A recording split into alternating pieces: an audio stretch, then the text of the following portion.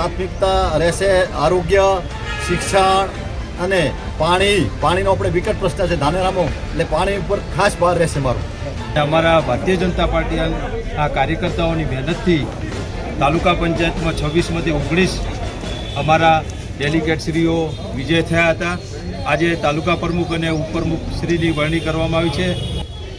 આજે ભારતીય જનતા પાર્ટીના મેન્ડેટ ઉપર પ્રભુજી રાજપૂત જે એક મજબૂત અને અનુભવી માણસ તરીકે એમની પ્રમુખ તરીકેની પસંદગી કરી છે. અમે આવનારા સમયની અંદર પ્રમુખ સાહેબ અને તમામ સંગઠન મળીને ધાનેરા તાલુકાના તમામ વિકાસના કાર્યો આગળ ધપાવીશું.